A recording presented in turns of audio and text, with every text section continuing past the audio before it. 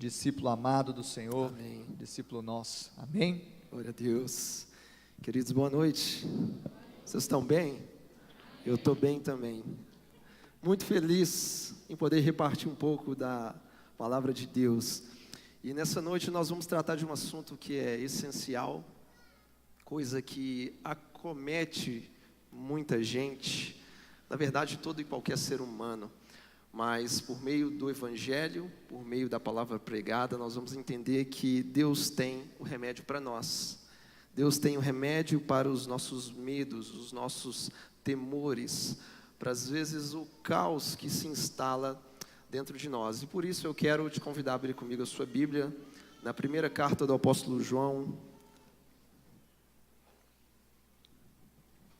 no capítulo 4, versículo 18.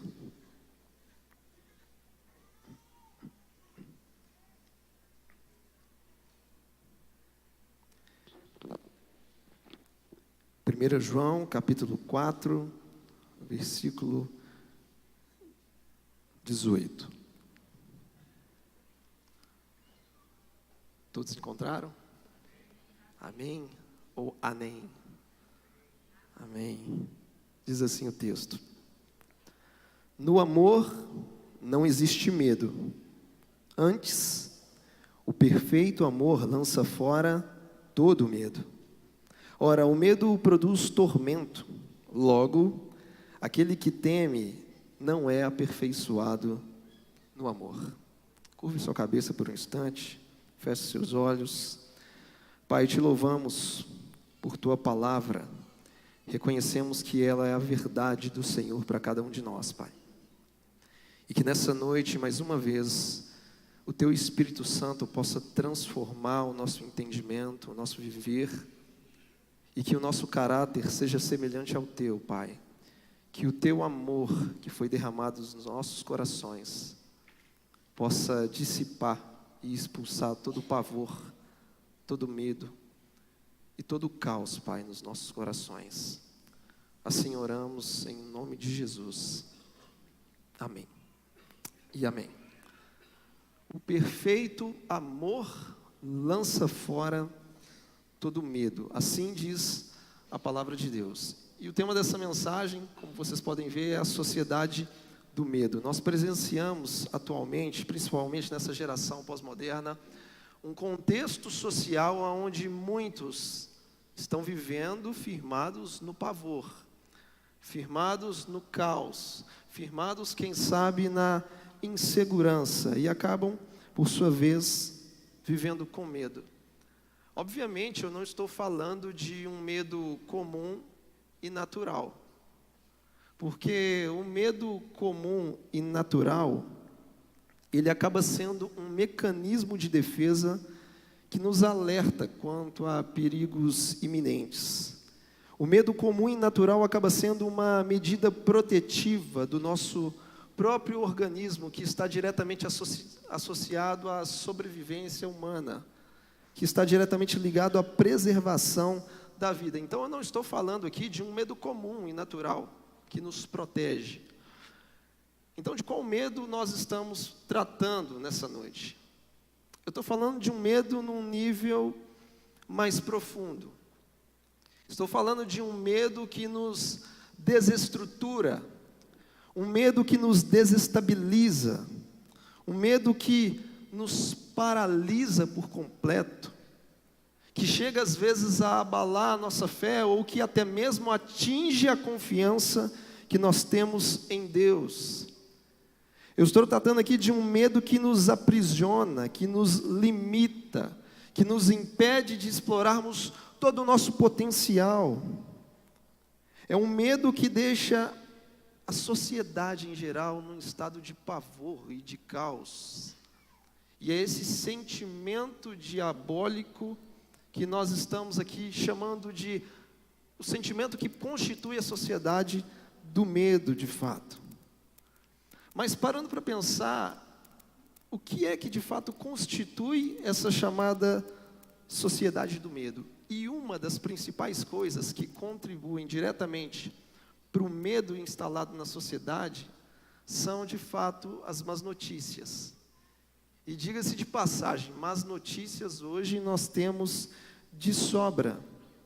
O mundo tem ofertado as suas más notícias. E, na verdade, são más notícias em diversos segmentos. Más notícias em muitos setores sociais. Por exemplo, comumente ouvimos más notícias no setor da economia, aonde talvez não exista uma previsão de uma reforma tributária.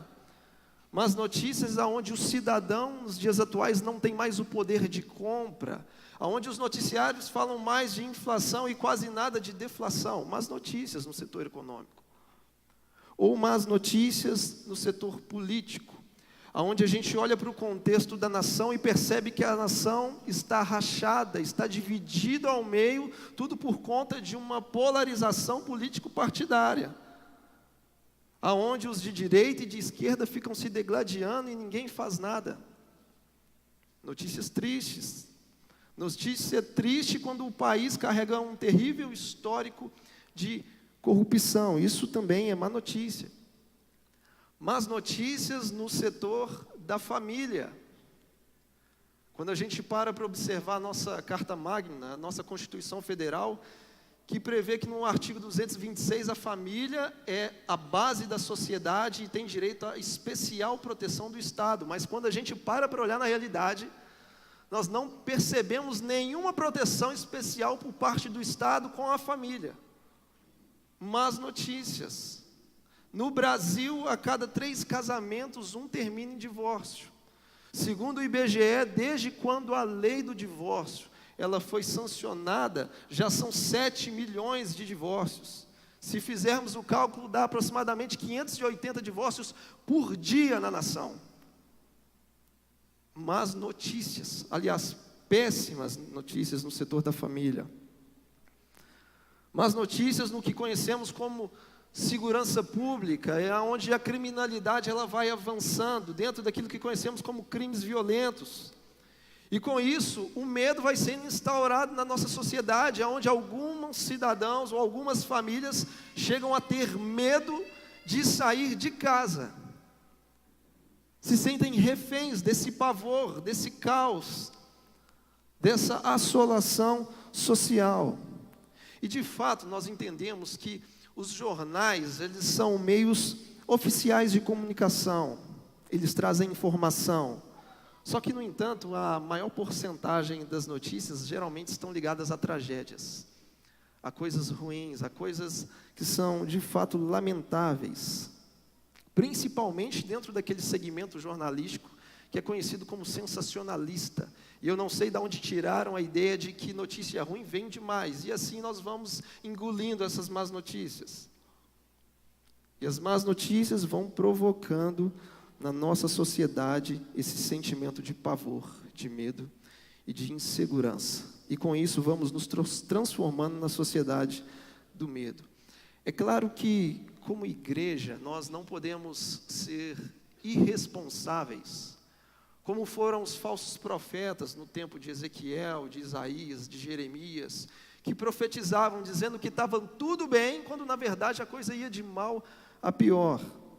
Só que como igreja nós temos uma grande responsabilidade, porque nós não fomos chamados para ficar falando o que todo mundo já sabe. Nós somos chamados para declarar a realidade celestial que pode transformar a nossa cidade, que pode transformar as nossas famílias. Esse é o papel da igreja. Falar o que todo mundo já sabe é muito fácil, mas declarar a verdade de Deus, o que pode trazer solução, é isso que nós devemos fazer de fato. Afinal, nós temos um grande refúgio e esperança, que é o próprio Evangelho de Jesus. E Evangelho significa boas notícias de salvação. Com isso entendemos que más notícias são combatidas com boas notícias. A resposta está na igreja, a resposta está nas nossas mãos. Não podemos nos calar, devemos abrir o coração e os nossos lábios e anunciar as boas notícias de salvação. E silenciar as más notícias que vão provocando essa sensação de insegurança e instalando um medo na nossa cidade, na nossa sociedade em geral. um teólogo suíço chamado Karl Barth, e ele dizia que o cristão ele deve estar com a Bíblia na mão e o jornal na outra. O problema é que alguns têm focado mais no jornal e nas más notícias do que as boas notícias do Evangelho. Eu consigo entender perfeitamente o que Barth estava dizendo. É porque quando nós estamos com o jornal em mãos, nós tomamos conhecimento do terrorismo, das tragédias, das catástrofes. Mas na palavra de Deus, nós temos a resposta para tudo isso. Através dos jornais, nós tomamos conhecimento do pavor, do medo e do caos que está lá fora, mas com a Bíblia nas mãos e no coração, vivendo e praticando, nós tomamos conhecimento do amor que pode expulsar todo esse medo, todo esse pavor e esse caos. Precisamos estar ligados, antenados com tudo que está acontecendo na nação, no contexto social, sim, mas principalmente precisamos carregar o antídoto, o remédio, a solução que a nossa cidade precisa. E isso nós temos, que é a própria palavra de Deus. E a gente fica se perguntando por que as más notícias, elas vão provocando esse medo na sociedade. É porque as más notícias, elas provocam um fenômeno chamado sensação de insegurança. E a insegurança sempre vai gerar medo. Pessoas inseguras serão sempre pessoas medrosas. Por exemplo, se você é inseguro nos seus relacionamentos, logo você sempre vai se relacionar com medo. Porque insegurança gera medo. Ou se porventura você está trabalhando numa empresa, num emprego que não te oferece segurança, logo você vai trabalhar sempre com receio, sempre com medo, porque toda insegurança gera medo. Vou te dar um outro exemplo. Imagina comigo que você tem que fazer uma viagem, e para fazer essa viagem você tem o seu carro 0 quilômetro, a revisão está impecável, a estrada está boa, documentação em dia, você é habilitado, dirige bem, o seu carro é assegurado, e você tem que fazer uma viagem para um lugar distante chamado Araguari. É logo ali. Você faz uma viagem nessas condições, seguro ou inseguro? Seguro, está tudo ok, a pista é duplicada, é tudo bom, carro novo. Porque segurança gera paz, mas insegurança gera medo. Muda o exemplo. Vamos supor agora que você tem que fazer uma viagem para visitar os seus parentes lá no Acre, lá no alto do país. Só que o seu carro não é 0. Seu carro é ano 76. É um Fiat 147. E como eu disse de manhã, não tenho nada contra o Fiat 147. Citei 76 porque ele foi lançado no Brasil em 76, o primeiro carro com motor dianteiro transversal. Você está com o seu Fiat 147, bem debilitado, o motor está saindo fumaça, a porta ela fecha só amarrada com um pedaço de arame, o cinto de segurança está rasgado, os pneus estão carecas, o volante, ele está tão bambo que ele não tem folga, ele tem férias. A estrada está toda cheia de buracos, seu documento está atrasado. Você faz uma viagem dessa para o Acre, seguro ou inseguro? Totalmente inseguro, né? Você não sabe se você vai andar 10 quilômetros, se você vai parar na blitz, se o carro vai te deixar na mão. Irmãos, pode parecer assim, bobo, óbvio, ou até mesmo simples. O que eu estou querendo dizer com tudo isso? O que eu quero dizer é que, assim como a insegurança gera medo e a segurança gera paz, como igreja, como filhos de Deus, precisamos ter a clareza do entendimento de que em Deus nós temos segurança. Em Deus o nosso coração está seguro. E se o nosso coração está seguro no Senhor, logo nós temos uma plenitude de paz, porque nele está a nossa segurança. Eu não estou afirmando que nada de ruim não vai te acontecer. O que eu estou dizendo é que tudo que vier a acontecer vai cooperar para o seu bem, para que você fique mais parecido com Jesus, porque o seu coração está seguro nele. E nada te abala. E você vai poder orar assim como o salmista no Salmo 4, em paz me deito e logo pego no sono, porque só tu, Senhor, me fazes repousar em segurança. Então, em Deus, o nosso coração está seguro, no nosso Pai, no nosso Abba. Então fica claro que as más notícias, as contingências, as adversidades da vida, elas acabam nos deixando inseguros, isso gera medo. Mas nós precisamos entender que o nosso relacionamento com Deus deve estar além das circunstâncias, além das más notícias, além das frustrações do cotidiano. Um bom exemplo disso é a própria vida do apóstolo Paulo. Se você ler o capítulo 11 da segunda carta de Paulo aos Coríntios, você vai perceber o tanto que Paulo sofreu nessa terra. Paulo foi apedrejado, ele sofreu açoites, sofreu naufrágios, foi preso por pregar o evangelho. Quando você observa a carta que ele escreve aos Filipenses, e diga-se de passagem, ele estava preso quando escreveu.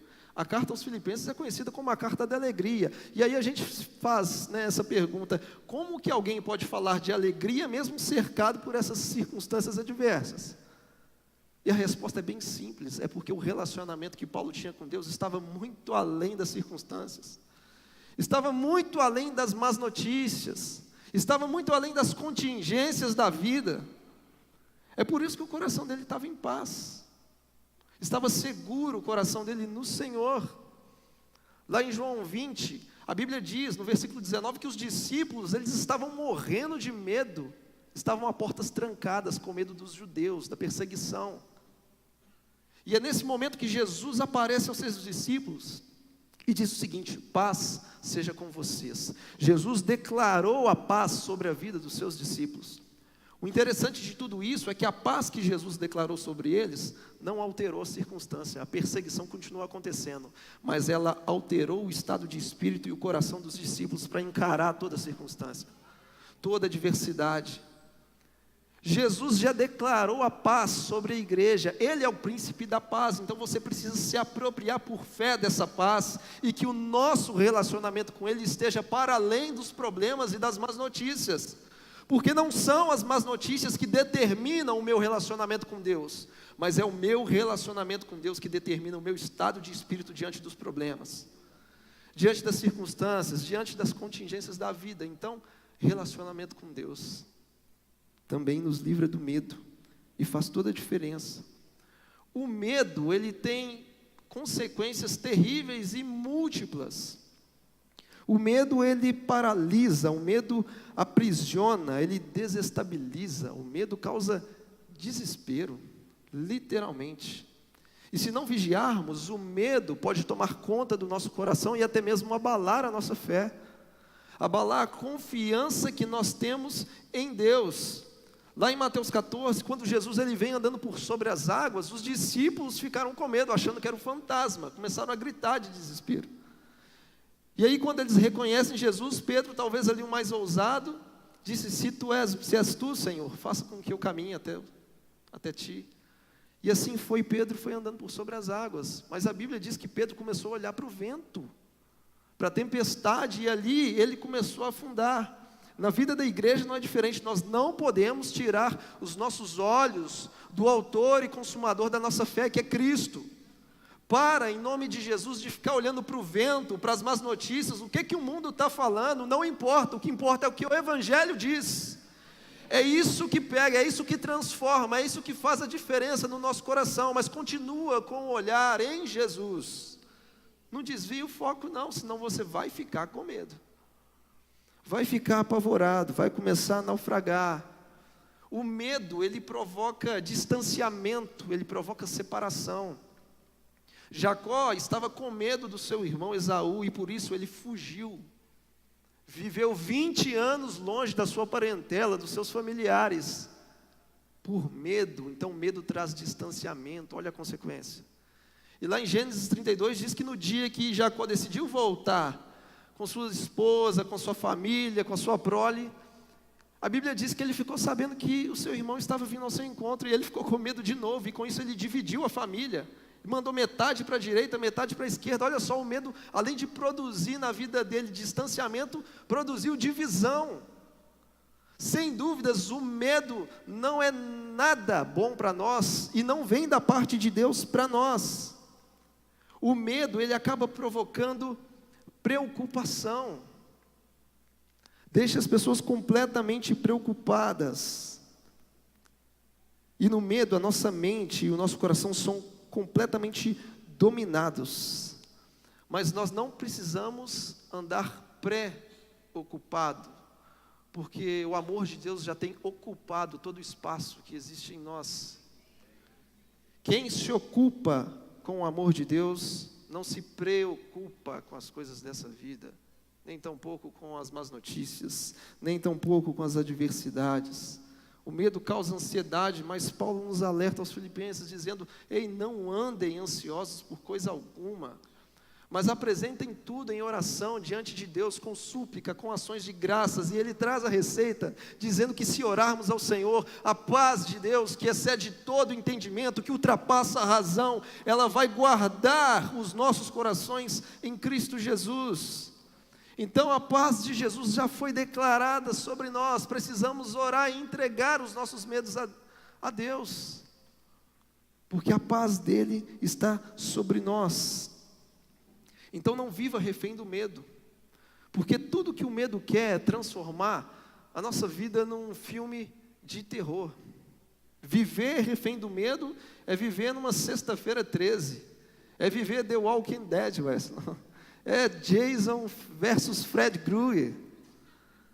Mas a partir do momento que encontramos com Jesus, o amor dele nos invade, nos toma por completo, e ele transforma esse filme de terror numa linda história de amor, e assim o Senhor faz conosco. Deixe o amor mandar embora todo medo existente no seu coração, porque o medo traz consequências. Talvez uma das piores consequências que o medo pode promover é aquela consequência onde o ser humano começa a fugir da luz e fugir da verdade. Como exemplo, talvez algumas crianças possuem medo do escuro. E possuem medo do escuro porque talvez criam no seu imaginário a existência de algum bicho ou algum monstro ali, né?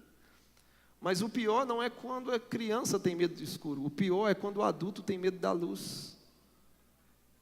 Porque a luz revela todas as coisas.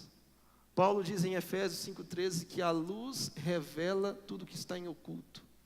Então alguns adultos fogem da luz com medo dessa revelação, com medo dessa exposição. Enquanto algumas crianças possuem medo do escuro, por criarem no seu imaginário a existência de algum bicho ou monstro, alguns adultos têm medo da luz, porque a luz pode revelar o bicho e o monstro que existe dentro delas. Por isso, não tenha medo da luz, não tenha medo de se expor à verdade da palavra de Deus, não tenha medo de Deus, porque Deus é amor e no amor não existe medo. Para de fugir, deixe a luz de Cristo te expor de uma vez por todas, deixe a luz de Cristo vir sobre a sua vida e expulsar esse monstro que talvez esteja no seu coração. Deixa a luz de Cristo mandar embora esse ressentimento, essa falta de perdão, ou essa decepção com alguma pessoa do passado. Deixa a luz de Cristo te iluminar e te fazer compreender que o seu passado já foi resolvido na cruz do Calvário. Não tenha medo de Deus, não tenha medo da verdade, não tenha medo da luz. Vem para a luz e seja exposto à verdade, porque a verdade liberta. A verdade transforma em todo tempo. Quais são os seus medos? Quais são os seus temores? Será que você tem medo das aflições? Tem medo dos conflitos? Fica tranquilo, a Bíblia diz que Jesus é o príncipe da paz. Ele já declarou a sua paz sobre nós e o nosso coração está seguro. Qual que é o seu medo? Será que você tem medo de ser rejeitado pelas pessoas? Você tem medo de não ser compreendido? Você talvez tem medo de não ser aceito? Fica tranquilo que Jesus já te aceitou na cruz do Calvário. A pessoa mais importante desse universo já te aceitou, ponto. Você tem que ser bem resolvido. Ele já te aceitou, Ele já nos aceitou. Será que o seu medo, quem sabe talvez é ficar sozinho ou viver na solidão? Ei, isso não é a sua realidade, porque você é igreja. E a igreja é uma família de muitos filhos e filhas, irmãos e irmãs, semelhantes a Jesus de Nazaré. E esse mesmo Jesus de Nazaré prometeu que não nos abandonaria. Mateus 1,23 diz que a virgem conceberia um filho, o seu nome seria Emanuel, que significa Deus conosco. Ele está conosco. Ele diz: estarei convosco, estou convosco todos os dias até a consumação dos séculos. Então você não está sozinho. Será que você talvez tenha medo de fracassar? Não tenha medo de fracassar, porque como igreja nós temos a vitória que vence o mundo, que é a nossa fé. E por mais que você fracasse nas batalhas da vida, nada vai mudar a realidade de que na pessoa de Cristo, em Jesus, você é mais do que vencedor. Somos mais do que vencedores por meio daquele que nos amou. Se porventura você tem medo do seu passado, entenda que Paulo em Romanos 8,1 diz que já não há condenação para aqueles que estão em Cristo Jesus. Se você teme o amanhã, o porvir, o futuro, não tenha medo. A Bíblia diz que Cristo em nós é a esperança de uma glória, e essa glória é vindoura. Se talvez você tenha medo do agora, do presente, do hoje, não tenha, porque Deus declara aos nossos corações, por meio da boca do profeta Isaías, dizendo: não tenha medo, porque eu sou contigo, não te assombres, porque eu sou o teu Deus, eu te sustento, eu te fortaleço, e eu te ajudo com a minha própria mão direita. Então nosso coração está seguro, no nosso Abba, no nosso Pai. Ele declarou a sua paz sobre nós e não precisamos ficar reféns do medo. Pastor, mas como é que eu não vou ter medo? As notícias estão falando que vai dar tudo errado. Para nós não importa o que as notícias estão falando, o que importa é o que o Evangelho está nos revelando. As boas notícias nos revelam riquezas, preciosidades, e é isso que importa. Você sabe por que a gente não precisa ter medo? Porque pela palavra de Deus nós entendemos que no final vai dar tudo certo. Pastor, como é que você sabe que no final vai dar tudo certo? Você já leu gibi? História em quadrinhos? Geralmente quando você abre a última página, o herói vence, o bem vence o mal, ficam felizes para sempre. Com a Bíblia não é diferente. Se você abrir na última página, que é Apocalipse 22, Jesus diz o seguinte: eu sou o alfa e o ômega, eu sou o primeiro e o último, eu sou o princípio e o fim. Se Jesus é o fim, você pode ter certeza que o fim vai ser muito bom. O fim vai ser incrível. Se Ele é o fim vai ser maravilhoso, vai dar tudo certo. Porque Ele é a nossa origem, Ele é o nosso destino. Dele nós viemos e para Ele nós voltaremos. Tudo se consuma em Cristo e tudo vem de Cristo. Então, para aquele que está em Cristo, no final, vai dar tudo certo. Vamos passar por aflições? Vamos passar por aflições, por decepções, frustrações, sim. Mas a gente sabe que no final de tudo vai dar certo e o final vai ser incrível para quem estiver firme em Jesus. E para a gente encerrar, talvez a pergunta que fica talvez na cabeça de alguns é a seguinte: Pastor Douglas, mas você não tem medo de nada? Ou você nunca teve medo? E abrindo o coração, eu confesso que às vezes algumas circunstâncias tentam me amedrontar. Alguns desafios, alguns problemas tentam talvez abalar minha fé.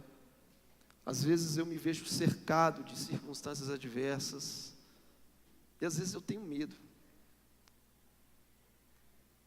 Só que eu aprendi algo muito importante, que inclusive foi citado pelo pastor Ricardo numa reunião. E quem cita essa reflexão é o mesmo Calbart que nós citamos aqui no início. E ele diz que coragem não é ausência de medo, mas coragem é o medo entregue em oração. Às vezes eu sou cercado por algumas situações, mas eu aprendi que eu entro para o meu quarto, eu fecho a porta, eu dobro os meus joelhos e eu entrego os meus medos diante de Deus. E com isso eu sou empoderado, eu sou encorajado, eu sou instigado a levantar a minha cabeça e encarar as adversidades da vida com honra, com hombridade, com coragem, com intrepidez e ousadia. Então entregue os seus medos em oração diante de Deus, e a paz que já foi declarada será realidade em você, na sua vida, no seu coração. Com isso conseguimos entender o que o salmista diz no Salmo 34. Busquei ao Senhor, e Ele me acolheu, e Ele me livrou de todos os meus temores. Nós conseguimos entender o que disse Davi no Salmo 23, e ele fala: ainda que eu ande pelo vale da sombra da morte, eu não temerei mal nenhum. Por quê? Porque tu estás comigo. Davi tinha consciência de que o Senhor estava com ele. Como igreja precisamos desenvolver a consciência de que o Senhor é Deus Emanuel, de que o nosso coração está seguro nele, e de que Ele está conosco em todo o tempo. Porque se não tivermos essa consciência, nós vamos cair no engano, no erro, na mentira de que estamos sós. E quando eu tento enfrentar os meus medos sozinho, o medo ele toma proporções inimagináveis, ele se expande, ele cresce, e eu fico completamente amedrontado. Mas a partir do momento que eu tenho consciência de que o Deus Emanuel é presente, Ele está em mim, o Espírito Santo habita na minha vida, o medo morre de medo, o medo se dissipa, o medo vai embora. Porque nós somos completamente encorajados. Assim como disse Paulo ao seu discípulo Timóteo, e Paulo fala: porque Deus não nos tem dado espírito de medo, ou em outras versões, Deus não nos tem dado espírito de covardia, mas Deus nos deu espírito de poder, de amor e de moderação. E por falar em amor, se lá fora as pessoas acabam conhecendo o que chamamos de sociedade do medo, a igreja de Jesus ela é levantada nesse tempo para ser conhecida como a sociedade do amor. Nós somos a sociedade que carrega o amor de Deus. E João afirma que o perfeito amor, ele expulsa, ele lança fora qualquer tipo de medo.